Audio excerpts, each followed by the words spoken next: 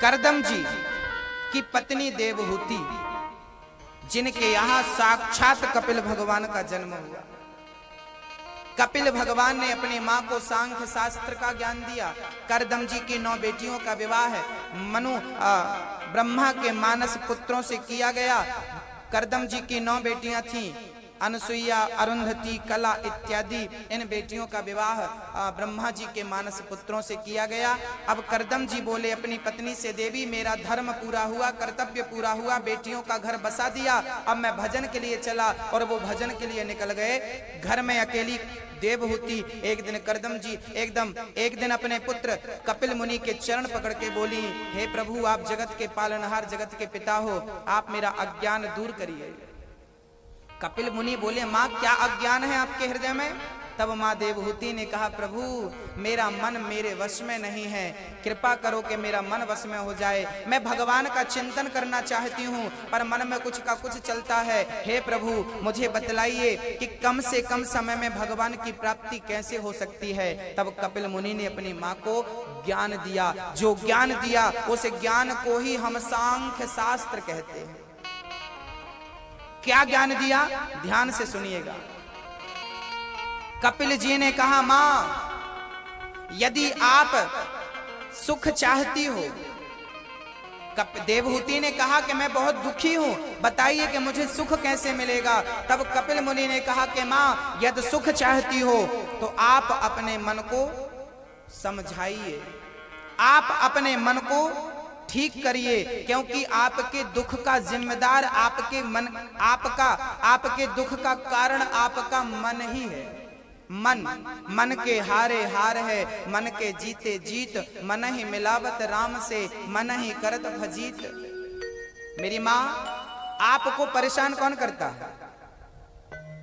आपके दुख का कारण कौन है? आपकी उदासी का कारण क्या है? आपकी परेशानी का कारण क्या है? सबका जवाब एक ही है, मन। कुछ एग्जाम्पल से समझाता हूं, समझने की कोशिश करिए। ये सारा झंझट, ये सारा जंजाल केवल मन के लिए है। कैसे? अच्छा बताइए, मार्केट में 100 रुपए की साड़ी मिलती है कि नहीं? बोलो हाँ या ना। मिलती है? नहीं मिलती? मिल जाती है। नहीं मिले तो आओ, हम दिला देंगे आपको मार्केट में चल के। साड़ी तो 100 रुपए की भी मिल जाती है, लेकिन आपको 500 रुपए की पहनना है, 700 रुपए की पहनना है, 1000 रुपए की पहनना है, 5000 की पहनना है। अब बताइए, शरीर कभी कहता है कि मुझे 5000 की साड़ी दिलाओ? शरीर आपका कहता है? कौन कहता है? शरीर कभी नहीं कहता कि मुझे 5000 की साड़ी दिलाओ। कौन कहता है? मन कहता है। मन कहता है कि यार 5000 की साड़ी तो होनी चाहिए, कम से कम 1000 रुपए की तो हो, 500 की तो हो। अरे शरीर तो 100 रुपए की साड़ी में भी ढक जाएगा, लेकिन 5000 की साड़ी किसे चाहिए? मन को। अब बताइए, मन इतनी महंगी साड़ी जब खरीदोगे तो मेहनत भी ज्यादा लगेगी। 5000 कमाने के लिए ज्यादा मेहनत लगेगी, 100 रुपए कमाने के लिए कम मेहनत लगती है, जबकि 5000 कमाने के लिए ज्यादा मेहनत लगती है। तो बताइए, परेशानी 5000 के लिए होती है कि 100 रुपए की होती है?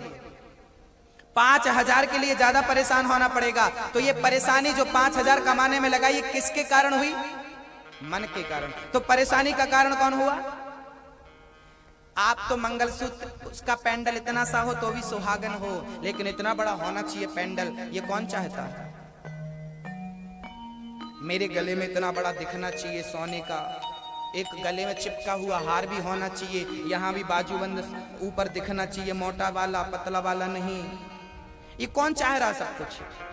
आप तो बिना बाजूबंद के भी सुहागिन हो, आप तो बिना बहुत बड़े पेंडल के भी सुहागिन हो के नहीं, सौभाग्यवती हो के नहीं हो ना। लेकिन इतना बड़ा हार कितना किसको चाहिए? साहब जी, आप तो साइकिल से भी चल सकते हो, लेकिन मोटरसाइकिल किसको चाहिए? गाड़ी तो 5 लाख की भी मिल जाती है, लेकिन कम से कम 10 लाख की हो, 15 लाख की हो, किसको चाहिए? शरीर को चाहिए। शरीर कहता है कि मुझे 20 लाख की गाड़ी दिलाओ ना, मन कहता है कि उसके पास 10 लाख की गाड़ी है तो मेरे पास कम से कम 12 लाख की तो होनी चाहिए। मन परेशान करता है और मन की इच्छाओं को पूरे करने में आपकी पूरी जिंदगी पूरी हो जाती है। लेकिन जरा दिल में हाथ रख के बताओ, क्या मन की इच्छा पूरी होती है? तो आपकी परेशानी का कारण आपका स्वयं का मन है। इसलिए मन की जो गति है उसको सीमित करिए, मन की इच्छाओं को खत्म करिए। और जिस दिन मन की इच्छाएं खत्म हो जाएंगी उस दिन दुनिया के सबसे अमीर व्यक्ति और सबसे सुखी व्यक्ति आप होंगे। चाह गई चिंता मिटी मनवा बेपरवाह, जिसको कछु ना चाहिए सो ही शाहंशाह। इस दुनिया में वही अमीर है जिसे कुछ नहीं चाहिए। अरे जब हम बच्चे थे ना तब बहुत अमीर थे, क्योंकि तब हमें कुछ नहीं चाहिए था। आज हमें बहुत कुछ चाहिए इसलिए हम गरीब हैं। आप जब छोटे थे ना तब आपको कोई सोने के ढेर में बिठा देता था और एक तरफ माँ को खड़ा कर देता था, तो आप सोने के ढेर में लात मार के अपनी माँ की ओर बढ़ते थे कि नहीं थे? बोले। तब आप अपने सोने के ढेर में आपको कोई छोटे से बच्चे को, अरे साल 2 साल 3 साल के बच्चे को, 4 साल के बच्चे को कोई सोने के ढेर में बिठा दे और दूसरी तरफ माँ को खड़ा कर दे और कह दे कि चुन, तुझे क्या चुनना है? बताइए किसे चुनेगा? बोलिए, जवाब दीजिए। किसे चुनेगा? माँ को चुनेगा, सोना चांदी को नहीं चुनेगा। लेकिन वही 4 साल का बेटा जब 20 साल का हो जाता है तो माँ को ठुकरा करके सोना चांदी की ओर बढ़ने लगता है। अरे अमीर तो तब था, आज तो गरीब हो गया ना वो। अमीर तो तब था जब सोने को लात मार देता था और माँ की ओर जाके माँ की गोद में बैठ करके सोने से ज्यादा, उस सोने चांदी को पाने से जो सुख मिलता है उससे ज्यादा सुख माँ की गोद में अनुभव करता था। अमीर आप थे लेकिन बचपन में थे, आज सब भिखमंगे हो गए हैं, सब गरीब हो गए हैं, सब फरियाद करते रहते, ये दे दे भगवान, ये दे दे भगवान। अरे सब भिखारी हो गए। छोटा सा बेटा, छोटा सा बच्चा अपने दादाजी के साथ जब मंदिर में जाता है ना तो दादाजी भगवान से गिड़गिड़ाते हैं, लेकिन छोटा सा बच्चा गिड़गिड़ाता है? ऑलरेडी वो अमीर है, उसे कुछ नहीं चाहिए भगवान से। ये गरीब है जो गिड़गिड़ा रहा है, दे दे भगवान, दे दे भगवान। कौन अमीर है कौन गरीब है आप बता दीजिए। छोटा सा बच्चा अमीर है। मैं यही कहता हूं कि छोटे से बच्चे के अंदर कोई कामना नहीं है, उसका मन शांत है या नहीं है? छोटा सा बच्चा वो वस्त्र पहने ना पहने उसका मन भटकता है? बोलिए। छोटा सा बच्चा, उसका मन नहीं भटकता, उसके हृदय में बदले की भावना नहीं है। छोटे से बच्चे को आप एक तमाचा मारो, गाल में एक मारो, वो थोड़ी देर रोएगा और फिर कहो आजा गोद में घुमाने ले चलते हैं, वो आपके गोद में बड़े प्रेम से आएगा। और आप 20 साल के छोरे को एक तमाचा मारो और फिर कहो आएगा अपने गुंडों को साथ में लेकर, लाठी लेकर, टांग तोड़ू तेरी, तलवार लेके आता, मुझे मारा। छोटे से बच्चे के अंदर कोई भावना नहीं बदले की, जबकि जवानी में वो भावना है। इसका मतलब अमीर तो तब थे, आजकल तो गरीब है, आजकल तो गुलाम है, क्रोध के गुलाम है, लोभ के गुलाम है, अभिमान के गुलाम है। पहले अंग्रेजों के गुलाम थे, मुसलमानों के गुलाम थे, आजकल क्रोध के गुलाम है, आजकल अभिमान के गुलाम है या नहीं? बोलिए। है मैया जी आप साइलेंट हो गए, कुछ बोलिए। तो मन परेशान करता है कि नहीं? किराए के घर में रह रहे हैं हम, मन कहता है यार घर खुद का होना चाहिए। नींद खुल गई पत्नी की, पति को धक्का मार, सुनो तुम सो रहे हो, हमें तो नींद नहीं आ रही। किराए के घर में कब तक पढ़ोगे, ये बताओ, क्या प्लानिंग है आगे की, घर कब बनवा रहे हो? पति बोला सो जा, सवेरे बदलाएंगे। नहीं नहीं अभी बताओ कब बनवा रहे हो घर? लोन उनका क्या हुआ, पास हुआ कि नहीं? लो भैया, रात की नींद हराम किसके कारण है? तो मन के कारण। मन को चाहिए बड़ा सा बंगला, गुजारा तो झोपड़ी में भी हो जाता है कि नहीं? गुजारा तो झोपड़ी में भी हो जाता है, लेकिन बंगला होना चाहिए। ये किसकी इच्छा है? जवाब दीजिए, बोलो भाई, कौन है इसके पीछे? मन है। और पूरी जिंदगी आप लोग अपने दिल में हाथ रख के बताइए, आप लोग किसकी इच्छा की पूर्ति में लगे हैं? अभी भी मैं आपसे जवाब चाहता हूं, अभी भी आप किसकी इच्छा में मेरा नाम हो जाए, मेरी प्रॉपर्टी हो जाए, मेरा नाम हो, मेरा पद, मेरी प्रतिष्ठा, मेरा ये हो जाए, आज भी ये मन की इच्छाएं हैं जो आपको दौड़ा रही है। इसलिए कहता हूं, चाह जी से लगी जी जरा हो गया, चाह हरि से लगी जी हरा हो गया, चाह इनकी हमें हरदम चाहिए, और अगर ये चाहे हमें तो फिर क्या चाहिए। अरे भाई, भगवान के चरणों में यदि मन लग जाए और चाह भगवान की हो जाए तो फिर क्या चाहिए। मीरा कहती है, मेरे तो गिरधर गोपाल दूसरों ना कोई, उसे कृष्ण की सिवा कुछ चाहिए ही नहीं, और आपको जमाना चाहिए, सब कुछ चाहिए, बस भगवान नहीं चाहिए। ये बड़ी विडंबना। तो याद रखना, जब सिकंदर मरा था तो उसने अपने दोनों हाथ बाहर रखवाए थे, अर्थी से कहा था, दुनिया वालों को दिखाना चाहता हूं कि मैं जीवन भर पैसे के पीछे दौड़ता रहा, लेकिन जब मैं मरा तो मेरे हाथ खाली थे, एक रत्ती भी लेकर नहीं जा रहा हूं। ये दुनिया वालों को दिखाना चाहता था वो राजा, लेकिन हम कहां देखने को तैयार हैं। मन की गति है अटपटी, झटपट लखे ना कोई, और मन की जब खटपट मिटे तो झटपट दर्शन होए। इसलिए मन को संभालिए। बड़े बड़े साधु संत ध्यान लगाते हैं, तपस्या करते हैं, कथा सुनते हैं, केवल अपने मन को वश में करने के लिए। केवल आज जितने भी बलात्कार हो रहे हैं, तो इन बलात्कारियों का ये बताइए क्या मन वश में था? इन बलात्कार के पीछे मन भी तो जिम्मेदार है ना। बोलिए भाई, ये घटनाओं को जो अंजाम देते हैं तो मन ही तो उन्हें परेशान करता है। मन यदि केंद्रित होता, मन यदि ठीक होता तो ये घटनाएं क्यों होती? इसका अर्थ है कि मन ही आपके हर पाप का जिम्मेदार है। मन सुधारिए, मन को ठीक करिए। क्योंकि एक राजा थे, उन्होंने बकरे को सामने खड़ा कर दिया और कहा, जो इस बकरे का पेट भरेगा मैं उसे आधी संपत्ति दान कर दूंगा। बड़े बड़े लोगों ने बढ़िया हरी घास में ले जाके बकरे को खड़ा कर दिया। सुबह से बकरा शाम तक हरी हरी घास खाया। शाम को राजा के समक्ष लाकर लोगों ने खड़ा किया। राजा ने हरी घास डालकर चेक किया, देखूं तो पेट भरा है कि नहीं। पर बकरे को जब हरी घास मिली तो फिर खाने लगा। राजा बोले, पेट भर गया था तो खाया क्यों? इसका अर्थ है इसका पेट नहीं भरा। दिन भर लोगों ने उसे हरी घास खिलाई। बकरा जो होता है ना, उसको कितना भी खिला दो, आप हरी घास डालो फिर खाने लगेगा। राजा बोला, इसका पेट नहीं भरा। एक महात्मा को पता चला कि उसका पेट भरना है बकरे का। महात्मा जी ले गए जंगल में, हरी हरी घास के सामने खड़ा किया। लेकिन जब बकरा खाने लगा घास तो उठाया डंडा और बाबा जी ने बकरे के मुंह में एक जमाया। दोबारा फिर बकरा खाने को आगे बढ़ा, बाबा जी ने फिर जमाया। बकरा फिर खाने को बढ़ा, बाबा जी ने फिर जमाया। अब बकरे को लगा, मैं जितनी बार खाना चाहूंगा बाबा मारेगा। बकरे ने आंखें बंद कर ली, चुपचाप खड़ा हो गया। उसे पता चला खाऊंगा बाबा जी मारेंगे। अब बकरा आगे ही नहीं बढ़ता। शाम हुई, राजा साहब के सामने खड़ा कर दिया। संत जी ने, महाराज जी आप चेक कर लो, बकरा का पेट भर चुका। राजा ने देखा, इसका पेट तो पीठ से चिपक गया, पेट तो खाली है। महात्मा जी बोले, पेट पीठ मत देखो, उसको खिलाओ। राजा ने हरी घास डाली और जब उसके सामने घास आई, बकरे ने बाबा को देखा खड़ा, आंख बंद कर लिया। राजा ने फिर घास डाली, बकरे ने फिर आंख बंद कर ली। कारण क्या था? उसे पता था खाऊंगा तो।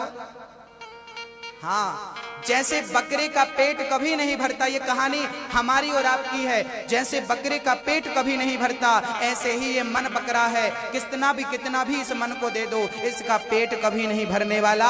अरे रोड में रहने वाला भी मन की इच्छाओं में लगा है, और करोड़ों की संपत्ति पाने वाला भी मन की इच्छाओं में ही लगा है।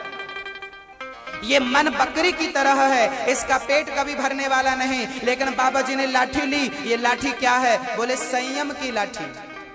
संयमी बनो। संयम की लाठी से अपने मन रूपी बकरे को शांत करो। संयम जानते हो? तो उसकी भी व्याख्या करके बताऊं। संयम जानते हो? संयमी मैया, ओ मेरी माँ, ओ मैया जी, संयम जानती हो ना? हाँ, संयम। संयमी बनो। क्रोध आए, अपने संयम से उसे दबाओ, खत्म करो। वासना परेशान करे, उसे खत्म करिए। गुलाम मत बनिए वासना के। संयम का डंडा लीजिए और अपने मन को मारिए, और संयम की लाठी से ही मन रूपी बकरा केंद्रित हो सकता है, वश में हो सकता है। नहीं तो आपकी जिंदगी कम पड़ जाएगी। आपकी 100 साल की उम्र है और यदि 400 साल की उम्र और दे दी जाए तो भी आप मन की इच्छाओं को पूरी करने में ही वो 400 साल गवाएंगे, मुझे पता है। 400 साल और दे दिए जाएं आपको और आपकी उम्र 500 वर्ष कर दी जाए तो भी मन की इच्छाएं पूरी होंगी? आप भोग भोगते रहिए। क्या भोगों को भोगते भोगते आपकी इच्छा पूरी हुई? अरे आपने कितनी बार भोग भोगे, क्या आपकी इच्छाएं पूरी हुई? कितनी बार गुलाब जामुन रसगुल्ले खाए, क्या गुलाब जामुन से पेट भरा? रबड़ी कितनी बार आपने खाई होगी, क्या रबड़ी से पेट भरा? अरे सुबह खाते हो, शाम को फिर भूख लग जाती है। सुबह भोग भोगते हो, रात्रि को भोग भोगते हो, दूसरे दिन फिर कामना होती है। क्या बताएं साहब, ये पूरी जिंदगी मन की गुलामी करते करते निकल गई। सच कहें तो मन ने हमें ठग लिया और हमें पता ही नहीं चला। पूरी जवानी मन की इच्छाओं को पूरी करने में लगाता है व्यक्ति। आप हैं, कोई भी हो इस दुनिया में, सारी कामनाएं, सारी इच्छाएं मन की पूर्ति के लिए होती है। इसलिए ज्ञानी जन अपने मन को वश में करते हैं। वो आपने देखा होगा, पानी में रहता है, कछुआ बोलते हैं उसको, जिसकी हाथ पांव बाहर रहते हैं और वो खतरा देखता है तो अंदर कर लेता है। देखते चलता है वो, कछुआ बोलते ना, कछुआ लोग घर में भी पालते हैं, वास्तु के हिसाब से शुभ माना जाता है। कछुआ की 5 चीजें बाहर होती हैं, 2 पांव, 2 हाथ और 1 मुंह, 5 चीजें बाहर होती हैं। और जब बाहर होती हैं तब वो चलता है, और जब वो देखता खतरा है तो 5 को सिकोड़ के अंदर कर लेता है। फिर वो कुछ भी उसके ऊपर फिर आप पांव रख दो, पत्थर पटक दो, वो मरता नहीं कुछ, उसकी खोपड़ी इतनी कठोर है। और ये 5 चीजें बाहर रहती हैं ना तो वो खतरे में रहता है, अंदर रहती हैं तो सुरक्षित रहता है। ऐसे ये 5 चीजें आपके पास भी हैं। 5 ज्ञानेंद्रियां। आप किसके गुलाम हो? सुनिएगा, ध्यान से सुनिएगा। 5 ज्ञानेंद्रियां हैं हम सबके पास। कहां से हमें ज्ञान होता है? ध्यान दीजिए। पहला ज्ञान रूप का। रूप का ज्ञान हमें आंखों से होता है, शब्द का ज्ञान हमें कान से होता है, स्पर्श का ज्ञान हमें त्वचा से होता है, गंध का ज्ञान हमें नासिका से होता है, और रस का ज्ञान हमें जिह्वा से होता है। ये 5 ज्ञानेंद्रिय हैं जो आपके पास है, मेरे पास है, इनके पास है। दुनिया के हर प्राणी के पास ये 5 इंद्रियां हैं। अब बताइए कि आप किसके गुलाम हो? आज मैं आपकी गुलामी का सबूत दे रहा हूं, और आपकी गुलामी कहां है आपको बतला रहा हूं। किसके गुलाम आप हो जरा ध्यान से सुनिएगा। बताइए, लोग कुल्लू मनाली जाते हैं, कश्मीर जाते हैं, क्यों जाते हैं? भोपाल के एक सज्जन की शादी हुई, चलो कुल्लू मनाली चलते हैं। कश्मीर चलते हैं। कश्मीर क्यों जाते हैं? वादियों को देखने के लिए। लेकिन जिसकी आंखें नहीं हैं, क्या वो कश्मीर जाएगा? भोपाल का कोई अंधा व्यक्ति जिसकी आंखें नहीं हैं, क्या वो कभी कश्मीर जाने का सोचेगा? क्योंकि जाएगा भी तो देखेगा क्या? उसके लिए तो भोपाल और कश्मीर बराबर है। आंखें होती तो जाकर वादियों को देखता, सुंदरता को देखता। अब बताइए, जो लोग कश्मीर जा रहे हैं, कुल्लू मनाली जा रहे हैं, यहाँ वहां घूमने जा रहे हैं, बताइए वो किसके गुलाम है? किसके लिए जा रहे हैं? बोले वो आंखों के लिए जा रहे हैं, क्योंकि ये कहती है चलो कुल्लू मनाली चलते, चलो फलानी जगह चलते, देखने के लिए। इनके लिए जा रहे हैं। ये ना होती ना तो नहीं जाते। मतलब सारा खर्चा, 1 लाख 2 लाख का जो खर्चा हुआ, 25-50 हजार जब खर्चा हुआ, किसके लिए हुआ? इनके लिए। हाँ या ना समझ में आ रही हो तो बोलना। किसकी इच्छा है? आंख की है ना। ये परेशान करती है, ये आंख मन से कहती है, मन चलो प्लान करो। ये ना सब मिली जुली सरकार है। मन और इन इंद्रियों की मिली जुली सरकार है। मन इन इंद्रियों को आदेश करता है और ये मचलती है। या तो आप देखने के आदी हो, या तो आप सुनने के आदी हो, कान का काम सुनना है, चाहे कथा सुनाओ, चाहे गालियां सुनाओ, चाहे किसी की निंदा चुगली सुनाओ। यदि कथा सुनाओगे तो कानों का होना सफल हो जाएगा, लेकिन लोग निंदा चुगली सुनाते और सुनते हैं, फलानी चीज सुनते और सुनाते हैं। पूरी जिंदगी सुनने और सुनाने में निकाल दी, पूरी जिंदगी स्पर्श करने में निकाल दी। ये चमड़ी अच्छा अच्छा छूना चाहती है, स्त्री और पुरुष का आलिंगन करना चाहती है। अरे ये चमड़ी है, जिस चमड़ी की इच्छाओं की पूर्ति के लिए पूरी जिंदगी निकल गई, लेकिन अभी तक इस चमड़ी की इच्छा पूरी नहीं हुई। ये चमड़ी, ये त्वचा, ये इंद्री है जिसकी इच्छाओं की पूर्ति में हम लगे रहते हैं। 5 शादियां करता धुंधकारी ने 5 विवाह किया था अपनी चमड़ी की इच्छाओं की पूर्ति के लिए, लेकिन क्या हुई? क्या हुई पूर्ति? नहीं। कान का काम है सुनना, आंख का काम है देखना। अरे ये जिह्वा हमें परेशान करती है, चलो बढ़िया बढ़िया खिलाओ, कल तो हमने पालक पनीर खाई थी, आज कुछ दूसरा खाओ, आज कुछ दूसरा खाओ। इसके चक्कर में हमें परेशान होना पड़ता है। साफ पूरी जिंदगी निकल गई, लेकिन अभी तक इसकी पूर्ति। इन 5 की गुलामी कर रहे हैं हम लोग। जरा ध्यान से कभी एकांत में बैठ के विचार करना कि आप जो कुछ कर रहे हो, जो कमा रहे हो, वो किसके लिए कमा रहे हो, किसकी पूर्ति के लिए कमा रहे हो?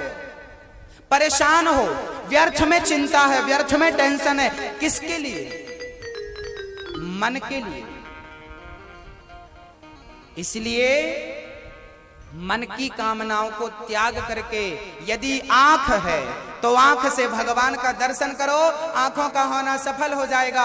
कान से भगवान की कथा सुनो, कानों का होना सफल हो जाएगा। वाणी से भगवान का नाम जपो, वाणी का होना सफल हो जाएगा। अरे हाथ से भगवान की, माँ बाप की सेवा करो, हाथों का होना सफल हो जाएगा। पांव से चलकर भगवान की तीर्थ यात्रा करो, कथा सुनने जाओ, आपके पांव का होना सफल हो जाएगा। हर इंद्री को, अरे भगवान के चढ़े हुए पुष्प, निर्माल्य, जो भगवान को ये पुष्प चढ़े हैं ना, इन पुष्पों को कोई निकाल कर दे। आपके घर में जो सुबह भगवान को चढ़ाए थे, इन पुष्पों को निकालिए और अपनी नासिका से लगाइए और इन्हें सूंघिए। इस निर्माल्य को सूंघने से ये घ्राण इंद्री पवित्र होती है। इस निर्माल्य को सूंघिए, क्योंकि भगवान के चरणों में चढ़े हुए पुष्पों को जब हम नासिका से लगाते हैं तो इनका, इस नासिका का होना सफल हो जाता है। इत्र को सूंघने में इस नासिका की सफलता, सार्थकता नहीं है। भगवान के चरणों का प्रसाद पुष्प मिल जाए और फिर उसे नाक से लगाकर सूंघा जाए, इसमें इस नाक की सार्थकता है भक्तों। इस निर्माल्य से इस नासिका की सार्थकता है। ये शरीर जो है, ये भगवत प्राप्ति के लिए, ईश्वर की प्राप्ति के लिए, किसी और के लिए नहीं है। लेकिन मन परेशान। इसलिए राधा रानी से प्रार्थना करो कि हे राधा रानी, हमें ऐसी भक्ति दो, ऐसी शक्ति दो कि हमारे अंदर की सारी वासनाएं खत्म हो और कभी मंदिर जाया करो। आप लोग मंदिर जाते हो ना, आपसे मांगना नहीं आता। अरे मंदिर जाओ तो भगवान से ये मत मांगो कि मेरे को धन दौलत दे दो, भगवान से मांगो कि प्रभु मेरा मन बहुत परेशान करता है, मेरा मन बहुत भटकता है, हे प्रभु मेरा मन शांत हो जाए, मेरा मन वश में हो जाए, यही कृपा करना, मेरा मन वश में हो जाए। और जिस दिन मन वश में हो जाएगा, उस दिन दुनिया की हर समृद्धि आपके कदम चूमेगी।